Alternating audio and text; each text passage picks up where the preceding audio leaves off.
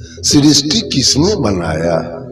साहब कबीर इस पर तर्क रखते हैं, इस संसार को किसने बनाया? ये है रमाशंकर दास साहिब, जो एक कुतर्कों का भंडार है। इनको सृष्टि के बारे में और आध्यात्मिक ज्ञान के बारे में कुछ अता पता नहीं है। जो भी ये ज्ञान बताते हैं ये इनका अपना मनमाना होता है, इनके अपने तर्क हैं, उसके बाद फिर उस पर खुद ही फैसला लेते हैं और ये सारा का कबीर साहब का ज्ञान बता देते हैं इसको। यानी कबीर साहब का ज्ञान तो कुछ और है और ये बताता अपना है और नाम लगा देता है कबीर साहब जी का। जैसा कि कबीर साहब ने कहा था कि जब काल के दूत होंगे वो तो नाम लेंगे तो कबीर तुम्हारा, लेकिन ज्ञान हमारा बताएंगे, यानी हमारे ही जाल में रहेंगे। ये काल ने कबीर साहब से कहा था, वो आज ये सत्य हो रही है। ये नंबर 1 का झूठा आदमी, इसके अज्ञान का जो है पोल खोलना ज़रूरी है, इसलिए मैं ये वीडियो आप लोग के सामने पेश कर रहा हूँ। तो आप लगे रहिए वीडियो पर, हम इसके अज्ञान का पोल कैसे खोलते हैं, आपको सामने इसकी सच्चाई दिखाएंगे। कितना झूठा आदमी है, अब बोलने में कितना कॉन्फिडेंस है इसको, ऐसे बोलता है कि जैसे बहुत सच्ची बात बोल रहा हो, और इसकी लाखों लोग सुन रहे हैं इसके बीच। बताओ, लाखों लोग को भ्रमित कर रहा है। चलिए अच्छा आगे देखते हैं क्या बोलता है, सुनिए आप। बंधुओं, यहाँ समस्या है, किसने बनाया?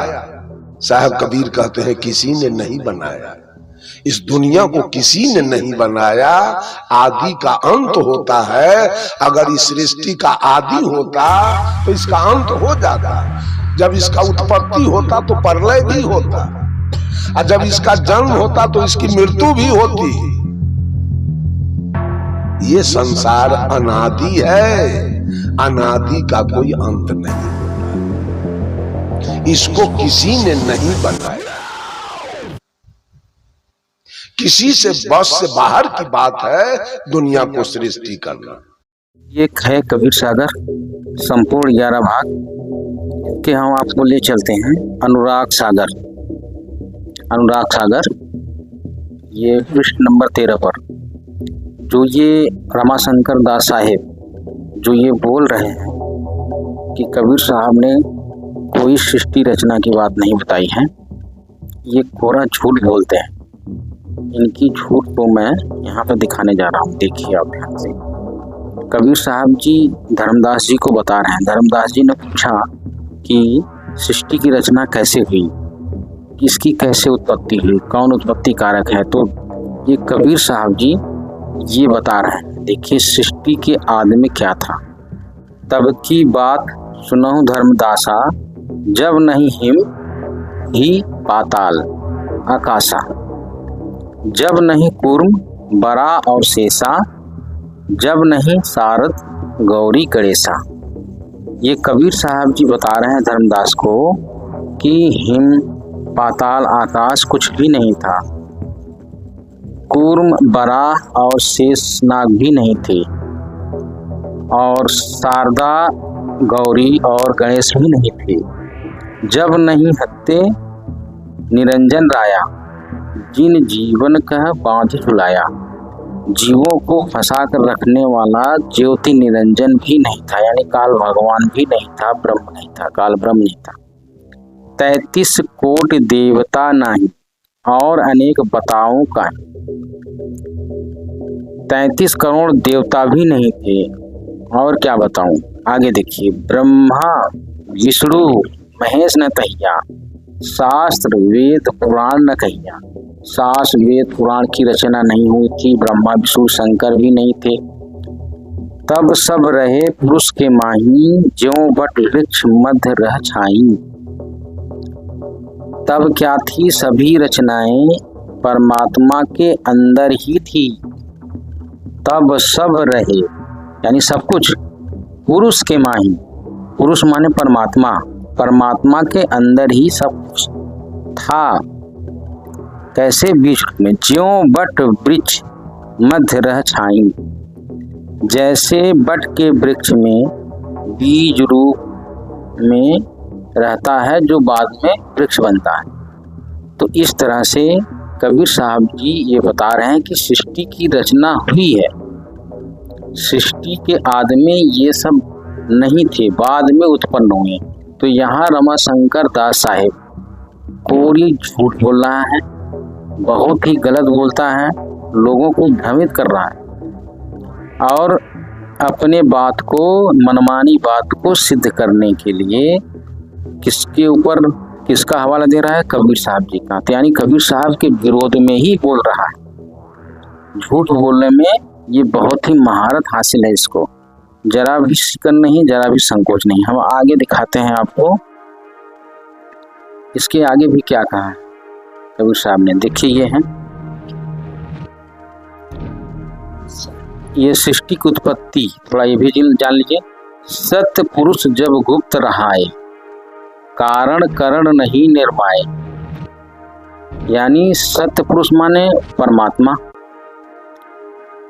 गुप्त थे, यानी कारण करण नहीं निर्माए, कारण और कार्य का निर्माण नहीं हुआ था, कोई रचना नहीं होती। यानी कार्य जब कारण नहीं होगा तो रचना भी नहीं थी।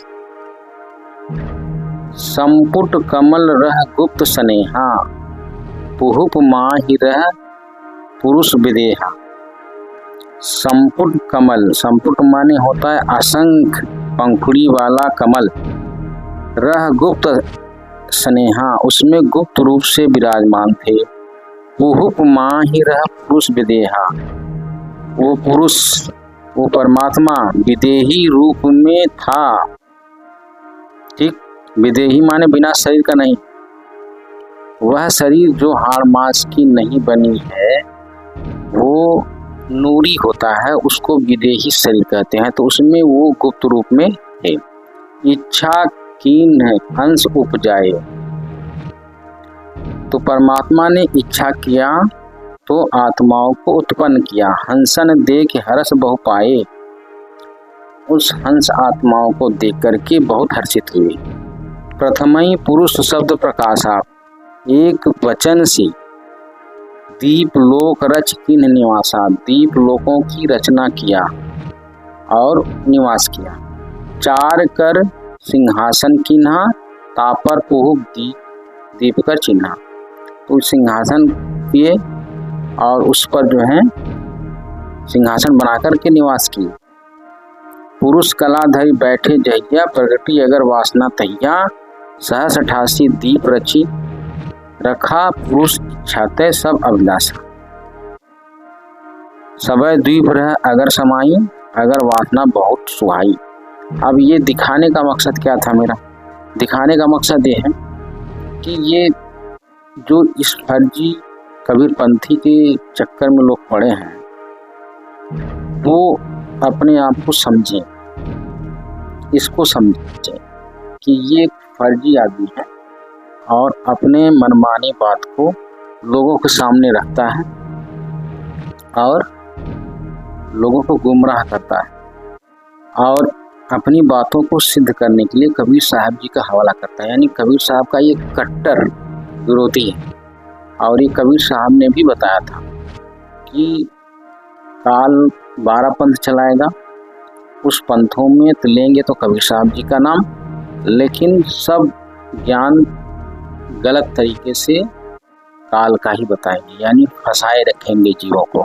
तो इस तरह से आप देखेंगे कि ये जो अनुसार चले और अपना कल्याण कराएं, वो ये बोलने में और कितना एक्सपर्ट की बाड़ी वचन से ये नहीं पता चलता कि कितना ये सच बोल रहा है, कितना झूठ बोल रहा है। अगर इसको न दिखाया जाए तो जो जिज्ञासु हैं, जो चाहते हैं कि हम कबीर साहब की बातों को समझें और उनके मार्ग के अनुसार चलें और अपना कल्याण कराएं, वो भ्रमित हो जाएंगे। तो इसका उद्देश्य इतना था, यही सब दिखाना ही उद्देश्य था। तो हम अब नेक्स्ट वीडियो में मिलेंगे। सच्चाई।